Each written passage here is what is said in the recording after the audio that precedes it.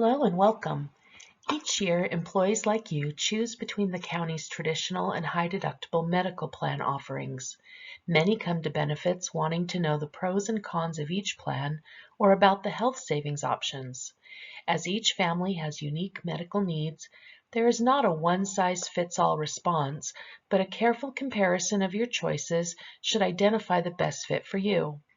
Over the next few minutes, we'll highlight similarities and differences between these plans to help you in your selection.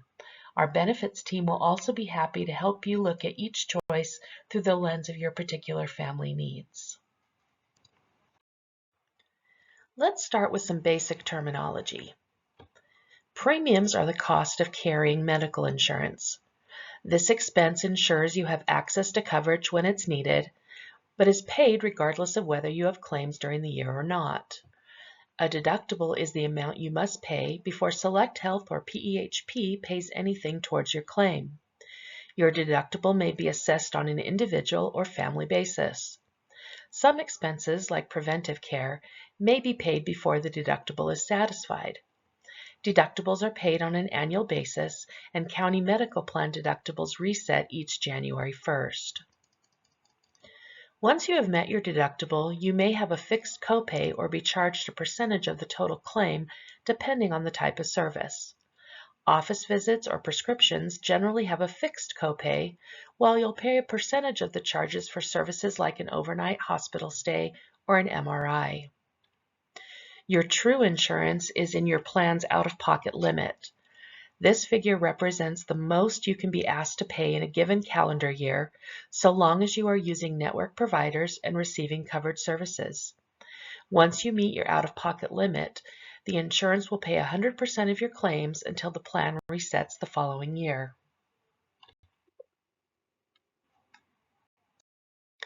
The county offers coverage using the network of two carriers, Select Health and PEHP. Each carrier offers both a traditional and high deductible option. Between the carriers, allowed services on both plans are the same. Both carriers and plans allow you to choose your own doctors and facilities, but the best benefits will come when you are using their network providers. If your doctors and preferred hospitals are IHC, the Select Health plans will be the best choice for you.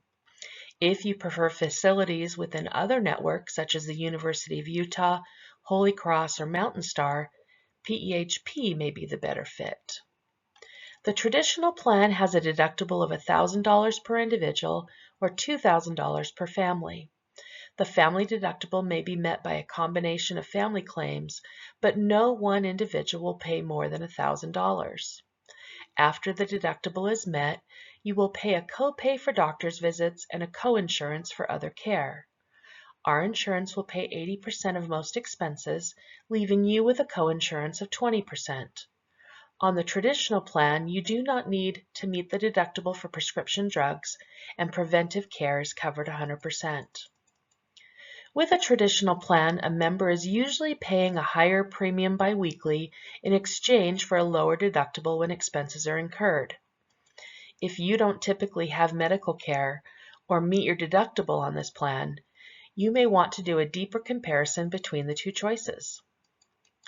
A high deductible follows specific IRS rules so that members can take advantage of a health savings account. One requirement is that the cost of all services but preventive care must go to satisfy the deductible before claims are paid. Another rule is that coverage is either employee only or family. If you alone are covered, you will need to meet the single deductible. If you have one or more dependents on your plan, the family deductible must be met in full before claims, including prescription drugs, are paid. The deductible may be satisfied by a combination of the family's claims, but can also be met by a single family member's expense. Because you take on more personal responsibility with a high deductible plan, your premium costs on these plans are generally less, but the county has chosen to offer this plan free of charge to full-time employees. If you have a high deductible plan, you are not restricted from having secondary coverage unless you plan to set up a health savings account. We'll talk more about these restrictions a little later.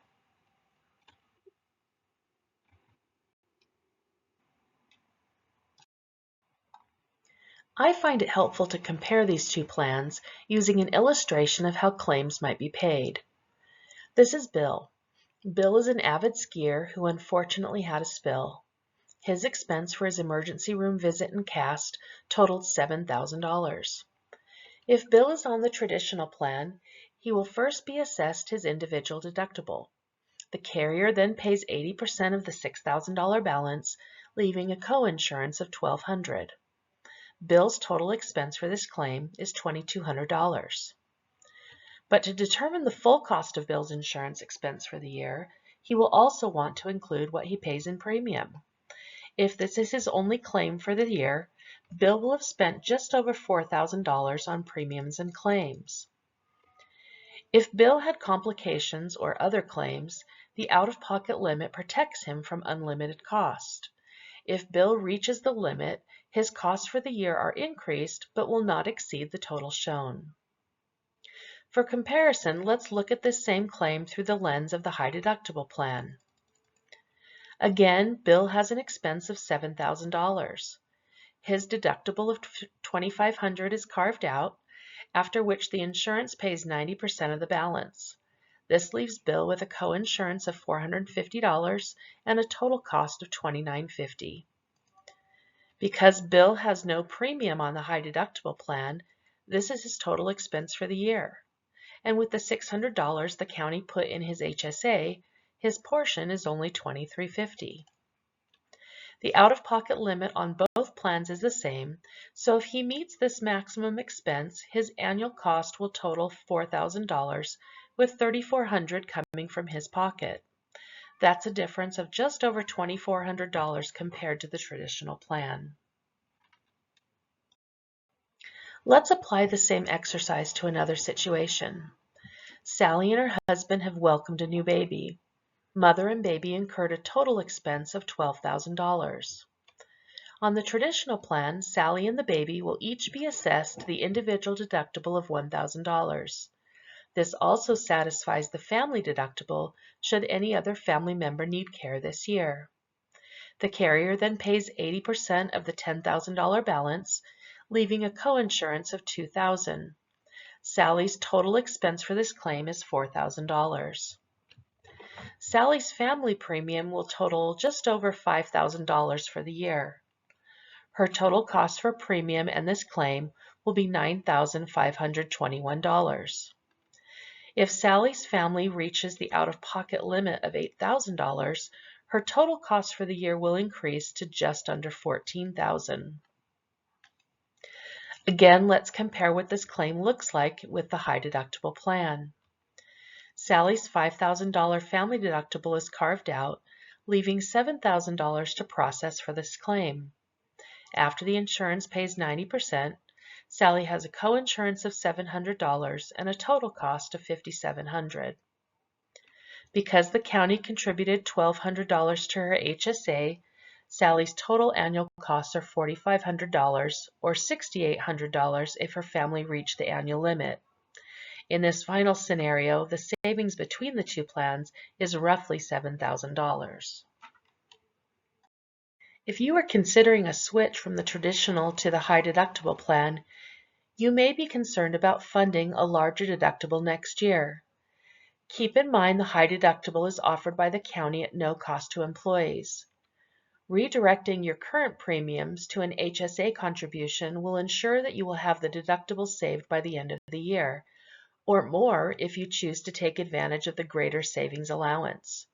And while premiums are paid whether you use your insurance or not, any funds remaining in your HSA at year end carry over and are immediately available the next year. Flexible spending and health savings accounts each provide a way for you to set aside money for your out-of-pocket healthcare expenses. Your deductions for both plans are taken from your paycheck on a pre-tax basis, which reduces your taxable income for the year. You also are exempt from paying taxes on your withdrawals so long as you are using funds to cover eligible medical, dental, vision, or prescription expenses. An FSA is made up of your personal contributions. In 2025, the IRS has set the contribution limit for healthcare savings at $3,300. A popular feature of the FSA is that you have access on January 1st to the full amount you've elected for the year, even though it's not yet been withheld from your check. You can access these funds using the provided debit card or by submitting a claim form for reimbursement. Once the plan year begins, your FSA elections cannot be changed unless you have a qualified life event, such as getting married or divorced or having a baby. If this occurs, you have a 30-day window to notify benefits and make your changes. This is one reason why you want to carefully consider how much you think you'll spend out of pocket in the coming year. Another reason is because FSAs have a use it or lose it requirement, which means you could forfeit money if your annual expenses don't match your savings election for the year. If you have not spent everything in your account by December 31st, you will be able to carry over $660 from 2025 into 2026. You can have an FSA regardless of whether you are on the traditional or high deductible health plans, but cannot have both. If you have a health savings account, you may also enroll in a limited purpose FSA. As its name implies, the limited purpose plan can only be used for dental and vision costs not reimbursed through the HSA. To have a health savings account, the IRS requires you to be enrolled in a qualified high deductible plan. You are also restricted from participating if you have a secondary coverage that is not also a high deductible plan, are enrolled in Medicare, claimed as a dependent by a parent, or receiving Social Security. The IRS allows a larger annual contribution to HSAs, $4,300 in 2025 if you have employee-only coverage, or $8,550 if you cover one or more dependents. If you will be age 55 before December 31st, 2025, you may also contribute an additional $1,000 as a catch-up contribution. Salt Lake County makes an annual employer contribution of $600 for single subscribers or $1,200 for families. This contribution will go into your account in January to provide seed money for your savings. Your personal contributions will go in bi-weekly as they are pulled from payroll. These funds are deducted on a pre-tax basis, and withdrawals are exempt from taxes if used for qualified expenses.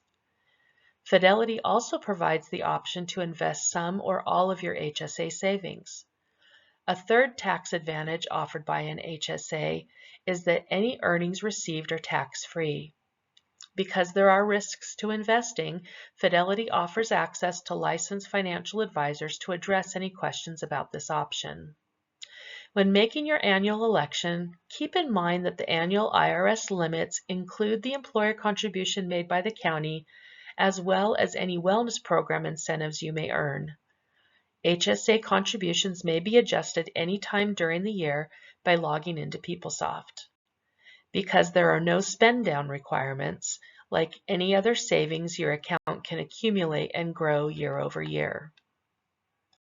Your HSA belongs to you even if you retire or leave the county.